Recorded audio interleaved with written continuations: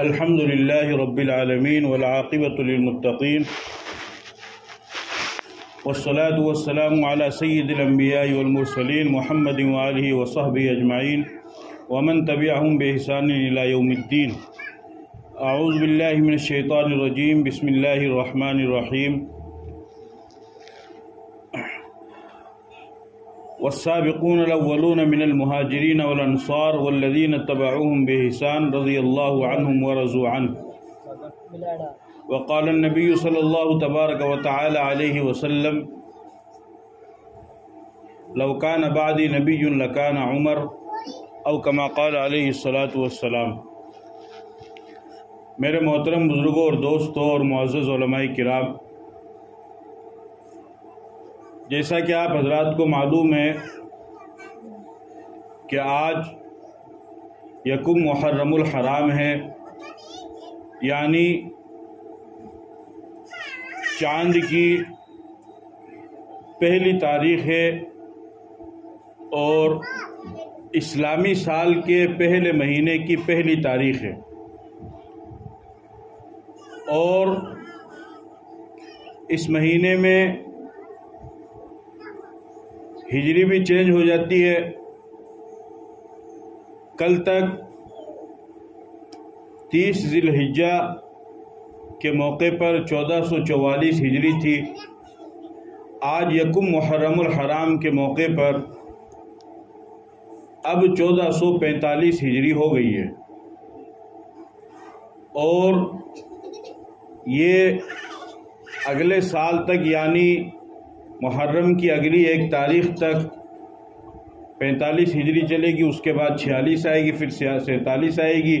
اس طریقے سے ہجری کا یہ سلسلہ چلتا رہے گا. دنیا کے اندر 2 تاریخیں چلتی ہیں، ایک اسلامی تاریخ ہے اور دوسری انگریزی تاریخ ہے. اسلامی تاریخ تو جسے ہم اردو کی تاریخ بھی بولتے ہیں اور چاند کی تاریخ بھی بولتے ہیں اور ہجری تاریخ بھی بولتے ہیں. اور دوسری تاریخ جو دنیا میں چلتی ہے وہ انگریزی تاریخ ہے، جس کو عیسوی کہا جاتا ہے. اسلامی تاریخ سن ہجری کہلاتی ہے اور انگریزی تاریخ سن عیسوی کہلاتی ہے. اور ان دونوں کے درمیان تقریباً 6 سال کا فرق ہے، یا یوں کہیے بلکہ 600 سال کا فرق ہے.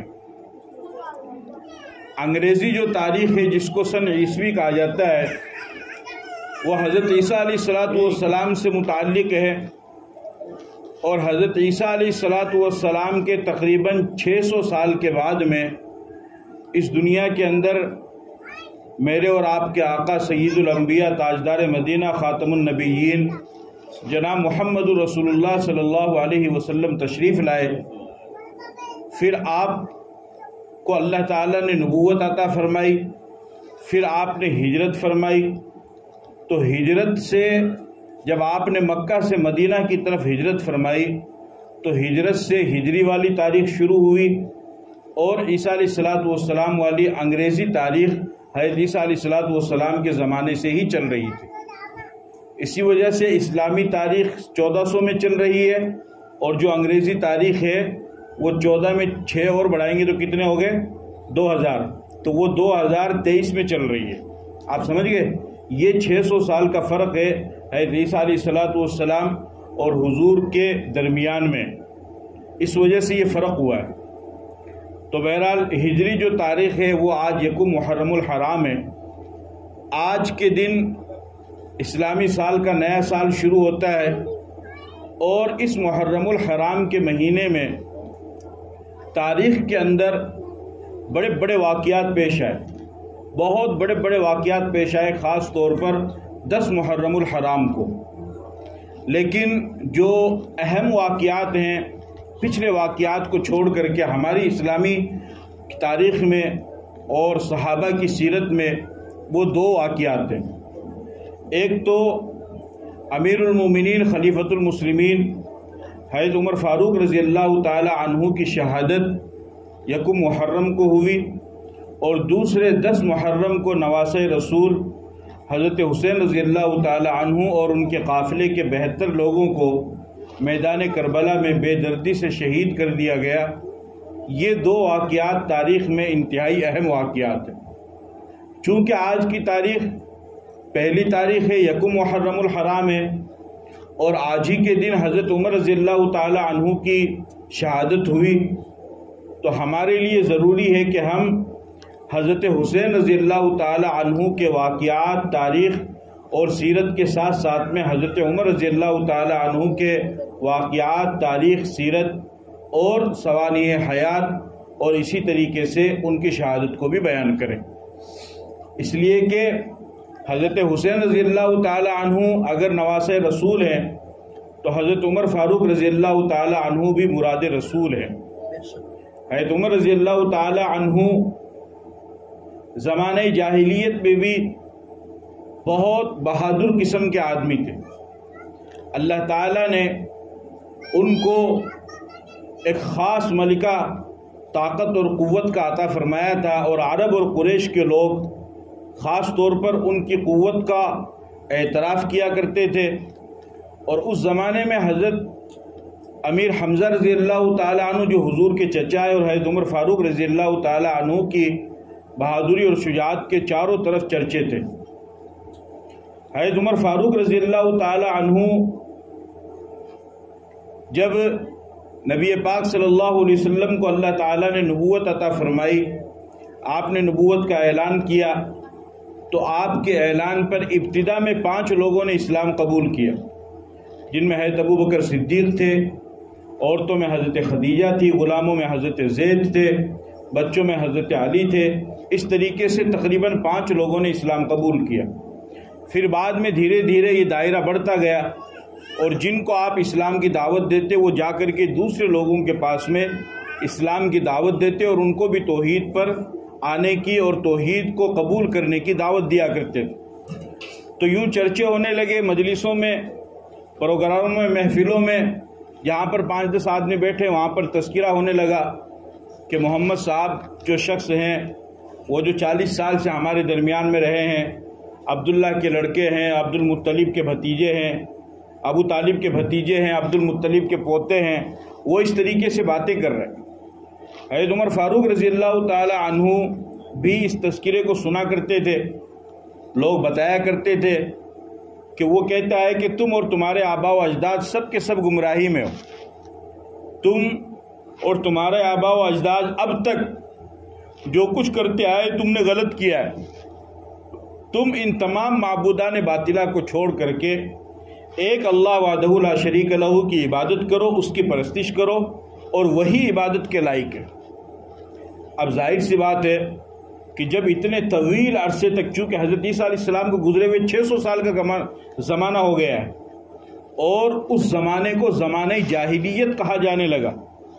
यानी तारीख़ में हज़रत आदम अलैहिस्सलाम से लेकर हुजूर तक ज़माने बहुत गुजरे हैं, और पैगंबरों के ज़माने गुजरे हैं, और बुराइयां भी बहुत हुई है, हर बुराई हुई है, लेकिन किसी ज़माने को ज़माने जाहिलियत नहीं कहा गया।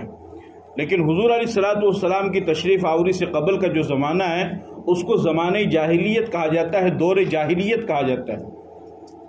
कुरान में अल्लाह ने उसका जिक्र किया, वक़र्न फ़ी बुयूतिकुन्ना वला तबर्रजना तबर्रुजल जाहिलियतिल ऊला, यानी औरतों से फरमाया कि तुम अपने घरों में पर्दों के साथ में रहो, बैठ जाओ, और ज़माने जाहिलियत की तरह बनाव सिंगार ना करो।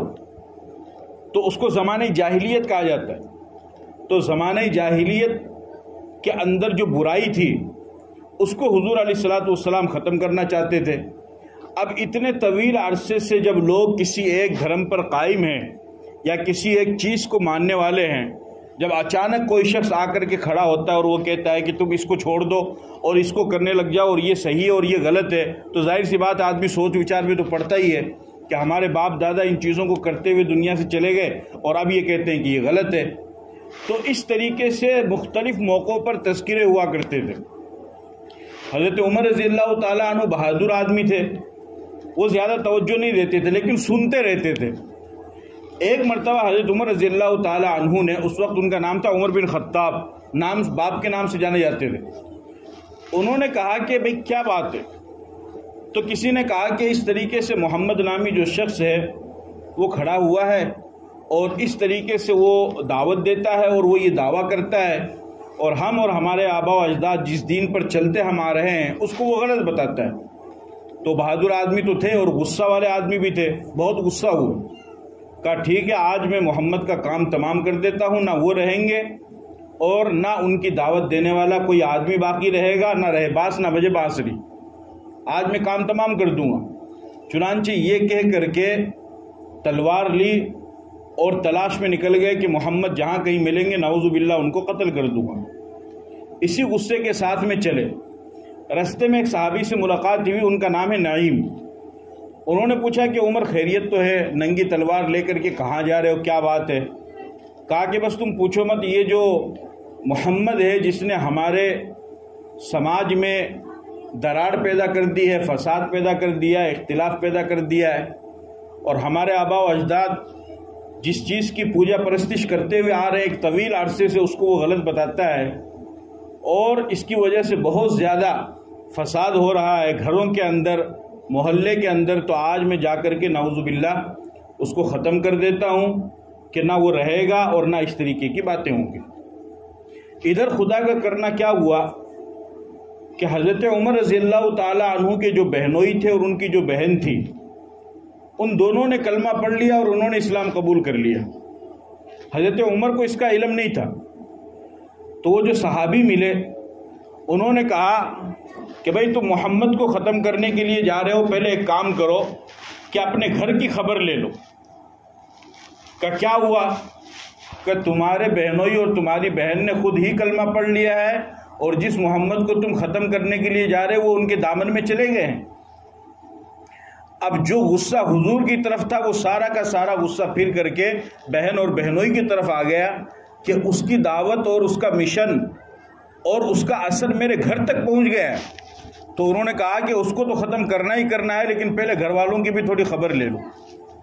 چنانچہ اپنے بہنوئی کے اپنے بہن کے گھر پہ گئے، وہاں پر وہ بہن اور بہنوئی دونوں قرآن کریم کو سیکھنے سکھانے میں لگے ہوئے تھے۔ دونوں قرآن کریم کی چند آیتیں اپنے طور پر ورق پر لکھی رہتی تھی۔ حضرت عمر نے سن لیا، دروازہ کھٹکھٹایا، بہن سمجھ گئی کہ بھائی آیا ہے، تو بہنوئی تو کمرے میں چھپ گئے، بہن نے دروازہ کھولا۔ دروازہ کھولتے ہی کہا کہ کیا کر رہے تھے؟ کہا بس اسی طریقے سے آپس میں باتیں کر رہے تھے۔ کہا سچ سچ بتاؤ۔ حضرت عمر نے تو سن لیا تھا قرآن کی تلاوت، کیونکہ وہ بھی عربی زبان میں تھے، یہ بھی عربی تھے، سب سمجھتے تھے۔ تو بہت مارا بہن کو، خوب مارا، اتنا مارا کہ چہرے سے آنسو جاری ہو گئے۔ حفیظ جالندری نے کہا اس کو کہ بہن بہنوئی کو عمر نے اس قدر مارا کہ زخموں سے نکل کر خون کی بہنے لگی دھارا۔ بہن بولی عمر تو ہم کو مار بھی ڈالے، شکنجوں میں کسے یا بوٹیاں کتوں سے نچوائے، مگر ہم اپنے حق سے ہرگز پھر نہیں سکتے، بلندی معرفت کی مل گئی ہے گر نہیں سکتے۔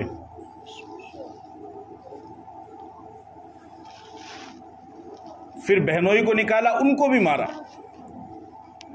اب بہنوئی کے بھی چہرے پر آنسو جاری اور بہن کی آنکھوں سے بھی چہرے پر آنسو جاری۔ آخر بہن تھی، اس نے بھی اسی ماں کے پیٹ سے جنم لیا تھا۔ غیرت تو آئی، حمیت آئی اور محسوس کیا۔ پھر جب تھوڑا سا غصہ ٹھنڈا ہوا تو کہنے لگے کہ بہن بتاؤ تم کیا پڑھ رہے؟ تو وہ بہن سمجھ گئی کہ اب یہ دھیرے دھیرے لائن پر آ رہے ہیں، تو فرمایا کہ ہم جس چیز کو پڑھ رہی تھی وہ ہم آپ کو دکھا نہیں سکتے۔ بولے کیوں؟ اس وجہ سے کہ وہ پاک چیز ہے اور آپ ناپاک ہے، اس کو اگر ہاتھ لگانا ہے پڑھنا ہے تو پہلے آپ کو غسل کرنا پڑے گا۔ کہا ٹھیک ہے میں غسل کر لیتا ہوں۔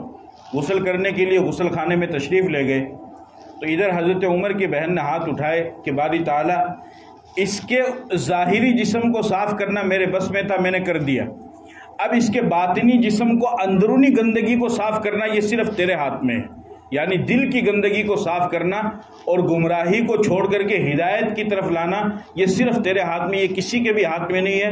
میرے بس میں جو تھا میں نے کر دیا ہے، اب جو تیرا کام ہے تو کر دے۔ باہر نکل کر کے کہا دکھاؤ، تو وہ ورق دکھایا، اس میں قرآن کریم کے 16ویں پارے میں ایک سورت ہے، سورہ طٰہٰ۔ سورہ طٰہٰ کی انہوں نے تلاوت کی، طٰہٰ مَا أَنزَلْنَا عَلَيْكَ الْقُرْآنَ لِتَشْقَىٰ إِلَّا تَذْكِرَةً لِمَن يَخْشَىٰ، اس میں اللہ تعالیٰ نے اپنی توحید کو، عظمت کو، کبریائی کو اور اپنی قدرت کو بیان کیا۔ آگے چل کر کے اس میں اللہ نے فرمایا اِنَّنِي أَنَا اللَّهُ لا الہ الا انا فاعبدنی واقم الصلاۃ لذکری، کہ میں ہی اللہ ہوں، میرے علاوہ کوئی معبود نہیں، میری ہی عبادت کرو۔ جب اس آیت پر پہنچ گئے تو زبان لڑکھڑانے لگی، اس لیے کہ معبود تو کسی اور کو سمجھ رکھا تھا، نہ جانے کس کی، یعنی 360 بت تو صرف کعبے کے اندر رکھے ہوئے تھے، اس کے علاوہ کتنے ہوں گے وہ تو اللہ ہی جانتا ہے، تو ہم نے تو کسی اور کو بنا رکھا ہے۔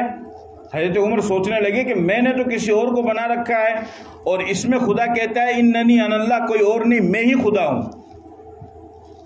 کہنے لگے کہ مجھے لے چلو وہاں پر۔ حضور صلی اللہ علیہ وسلم حضرت حمزہ اور دیگر جو صحابہ اور صحابیات جو مسلمان ہو گئے تھے ان کو لے کر کے دار ارقم میں آپ موجود تھے اور وہاں پر لوگوں کو سکھایا کرتے تھے۔ لوگوں نے دیکھا کہ عمر آ رہے ہیں، حضرت حمزہ نے فرمایا کہ گھبرانے کی کوئی بات نہیں ہے، اگر سچی نیت سے آتے ہیں تو اچھی بات ہے، اور اگر بری نیت سے آتے ہیں تو ان کی تلوار سے انہی کی گردن کو ختم کر دیا جائے گا، گھبرانے کوئی بات نہیں۔ چنانچہ حضرت عمر رضی اللہ تعالیٰ عنہ تشریف لائے۔ تشریف لانے کے بعد جیسے ہی وہ داخل ہوئے تو حضور صلی اللہ علیہ وسلم نے ان کے گریبان کو پکڑا، اور گریبان کو پکڑ کر کے یوں جھٹکا دیا اور فرمایا کہ عمر کیا اب بھی اسلام لانے کا وقت نہیں آیا؟ حضرت عمر نے فرمایا کہ یا رسول اللہ وقت آ گیا ہے۔ آپ نے فرمایا پڑھو کلمہ۔ کلمہ پڑھا اور مسلمان ہو گئے۔ اچھا، صحابہ کا یہ معمول تھا کہ جب کوئی مسلمان ہوتا تو وہ زور سے نعرہ تکبیر بلند کیا کرتے تھے، جس سے پہاڑ بھی گونج جایا کرتے تھے۔ حضرت عمر رضی اللہ تعالیٰ عنہ جب مسلمان ہوئے، چونکہ وہ بہادر آدمی تھے تو ان سے اسلام کو طاقت ملی، قوت ملی، تو ان کے اسلام لانے سے صحابہ نے زوردار نعرہ لگایا اور سب میں خوشی، کہ تقریباً 40 آدمی تھے، زیادہ تھے بھی نہیں، لیکن عمر جیسا بہادر آ گیا تو بہت بڑی طاقت ملی۔ یہاں تک کہ ابن ماجہ کی روایت ہے کہ صحابہ اور حضور کی خوشی کو دیکھ کر کے حضرت جبرائیل علیہ السلام آسمان سے تشریف لائے اور انہوں نے کہا کہ یا رسول اللہ عمر کے اسلام لانے سے آپ کو خوشی ہو رہی ہے؟ آپ نے فرمایا کہ ہاں میں بھی خوش ہوں اور میرے صحابہ بھی خوش ہے۔ تو حضرت جبرائیل نے فرمایا لقد استبشر اہل السماء باسلام عمر، کہ اللہ کے رسول عمر کے اسلام لانے سے صرف زمین والوں کو نہیں، آسمان میں فرشتوں کو بھی خوشی ہے، اور فرشتے بھی سب خوش ہیں کہ آج عمر اسلام لا چکے۔ اور اس اسلام لانے کے پیچھے دراصل حضور کی دعا کا ثمرہ تھا، جو میں نے کہا نا مراد رسول ہے، یعنی حضور نے ان کو مانگا ہے۔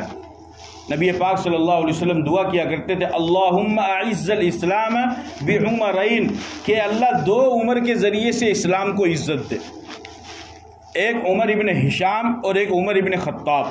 عمر ابن ہشام تھا ابو جہل، اور عمر ابن خطاب تھے یہ عمر فاروق۔ اور پھر آپ نے فرمایا کہ اگر اے اللہ مجھ سے پوچھتا ہے کہ تیرے قریبی کون ہے، تیرا دل کس کو چاہتا ہے، تو میں کہوں گا وہ بعمر ابن الخطاب خاصتاً، کہ میں تو اے اللہ یہ چاہتا ہوں کہ عمر ابن خطاب کو ہدایت ملے۔ چنانچہ آپ دعا کیا کرتے تھے، اللہ تعالیٰ نے آپ کی دعا کو قبول فرمایا اور حضرت عمر رضی اللہ تعالیٰ عنہ اسلام لائے۔ ان کے اسلام لانے سے بہت بڑی طاقت ملی۔ اس سے پہلے کوئی چھپ کر کے کھل کر کے عبادت نہیں کر سکتا تھا۔ حضرت عمر رضی اللہ تعالیٰ عنہ کے اسلام لانے کے بعد انہوں نے سب سے پہلے اعلان کیا کہ یا رسول اللہ یہ بتائیے جس دین کو آپ لے کر آئے ہیں وہ برحق ہے یا نہیں؟ آپ نے فرمایا بالکل برحق ہے، اسی لیے تو میں اس کی دعوت دے رہا ہوں۔ حضرت عمر نے فرمایا جب برحق ہے تو برحق کام کو چھپ کر کے نہیں کیا جائے گا، کھل کر کے کیا جائے گا۔ اور انہوں نے فرمایا کہ آج کے بعد کھلم کھلا عبادت ہوگی، اور مکہ والوں سے کہا کہ اگر کسی کو اپنی بیوی کو بیوہ کرانا ہے اور بچے کو یتیم کرانا ہے تو آج ہمیں روک کر کے دکھاؤ، ہم کھل کر کے عبادت کریں۔ اور سب نے کھل کر کے عبادت شروع کی، اور ان کے اسلام میں بہت بڑی طاقت ملی۔ چونکہ بہادر آدمی تھے تو اللہ کے نبی نے ان کو مانگا تھا، اور پھر ان کے اسلام لانے کے بعد انہوں نے جو کارنامے انجام دیے اس کو تو بیان کرنے کے لیے مہینوں اور سالوں بھی کم پڑ جائیں گے۔ بہت عظیم اور بہت بڑی بڑی قربانیاں ہیں حضرت عمر رضی اللہ تعالی عنہ کی۔ آپ اگر خلفائے راشدین کی سیرت کی کتابوں کا مطالعہ کریں گے تو حضرت عمر رضی اللہ تعالی عنہ پر جن صاحب قلم نے قلم اٹھایا ہے اور جنہوں نے تصنیفات اور تالیفات کی ہے، ایک لمبا مضمون چھیڑ دیا ہے جو سمندر کے جس طریقے سے بحر بے کراں جس کو کہتے ہیں کہ سمندر کا کوئی کنارہ نہیں ہوتا ہے، اس طریقے سے حضرت عمر رضی اللہ تعالیٰ عنہ کی تاریخ اور سیرت کا بھی کوئی کنارہ نہیں ہے، اتنی زبردست ان کی سیرت ہے۔ تو چونکہ الحمدللہ ہماری یہ مجلس 10 دن چلے گی تو اور مختصر کرنا ہے، چونکہ زیادہ وقت بھی مناسب نہیں ہے، آپ حضرات کو سونا بھی ہے، پھر صبح اٹھنا بھی ہے، پھر رات کا وقت ہے، پھر اور بھی بہت ساری چیزیں ہیں، اور ابھی ہمارے حضرت مولانا قاری یامین صاحب انشاءاللہ ان کا بھی بیان ہوگا۔ تو اس وجہ سے آج کی مجلس میں آپ حضرات کے سامنے حضرت عمر رضی اللہ تعالیٰ عنہ کے اسلام لانے کا واقعہ میں نے بیان کیا۔ انشاءاللہ کل اگر دوبارہ حاضری ہوئی تو حضرت عمر رضی اللہ تعالیٰ عنہ کی جو خدمات ہیں اور جو کارنامے انہوں نے انجام دیے اسلام کے لیے، انشاءاللہ اس کو بیان کریں گے، اور حضرت عمر رضی اللہ تعالیٰ عنہ کی شہادت کو بیان کریں گے۔ لیکن آج کی مجلس میں آپ صرف اتنا یاد رکھیے کہ حضرت عمر رضی اللہ تعالیٰ عنہ کی شہادت 1 محرم الحرام کو ہوئی، یاد رکھیں گے اس کو۔ ہاں، حضرت حسین رضی اللہ تعالیٰ عنہ کی 10 محرم کو ہوئی اور حضرت عمر کی 1 محرم کو ہوئی۔ تو جب کبھی بھی مجلس لگاؤ یا کہیں پر بھی پروگرام کرواؤ تو حضرت حسین کے ذکر کے ساتھ ساتھ میں حضرت عمر کا بھی ذکر کرو، اس لیے کہ حضرت حسین اگر نواسہ رسول ہے تو حضرت عمر مراد رسول ہے، حضرت عمر کو اللہ کے نبی نے مانگا ہے۔ تو کچھ لوگوں نے یہ سازش چلائی ہے کہ سب صحابہ کو چھوڑ کر کے صرف حضرت حسن اور حسین کا ذکر کرو، یہ مناسب نہیں ہے۔ سب صحابہ جنتی ہیں، سب سے اللہ نے مغفرت کا وعدہ کیا ہے، تو ہم ان کا بھی ذکر کریں گے اور ان کا بھی ذکر کریں گے، اور صرف سنو نہیں بلکہ جو باتیں علماء کرام آپ کو بتائیں اس کو یاد بھی رکھو، تاکہ صرف ایک رسم پورا نہ ہو کہ بھئی ہم نے پچھلے سال بھی کروایا، اس سے پچھلے سال بھی کروایا، اس سال بھی کروا رہے ہیں، آئندہ سال بھی کروا رہے ہیں، بیان کرنے والا بیان کرے گا اور چلے جائے۔ نہیں، اس نے کیا بتایا ہے؟ اس نے اگر 5 واقعات بتائیں تو کم سے کم 2 واقعے تو آپ کو زبانی یاد ہو، کوشش یہ ہو کہ 5 یاد ہو۔ پھر کل کے دن جب آپ اپنی مجلس میں جائیں، اپنے لوگوں میں جائیں، تو ان کو بتائے کہ یار رات کو ہمارا پروگرام ہوا تھا اور مولانا صاحب نے یہ واقعہ اس طریقے سے بتایا، اور دیکھو کتنا زبردست واقعہ، میں تمہیں ایک واقعہ بتاتا ہوں۔ پھر اس کے دل کے اندر دین کی تڑپ پیدا ہوگی، اس کو لے کر کے آؤ، اس کو کہو کہ یہ تو میں نے بتایا ہے، اور تم جا کر کے ڈائریکٹ سنو گے تو تمہیں اور بھی زیادہ خوشی ہوگی، پھر اس کو لے کر کے آؤ تو وہ بھی۔ تو اگر آپ کی وجہ سے کوئی ایک شخص بھی دین کی طرف آتا ہے تو یہ آپ کے لیے صدقہ جاریہ ہو جائے گا اور بہت بڑا مغفرت کا ذریعہ بنے گا۔ تو اس پر عمل کریں گے انشاءاللہ، اللہ تعالیٰ عمل کی توفیق عطا فرمائے۔ وآخر دعوانا الحمدللہ رب العالمین۔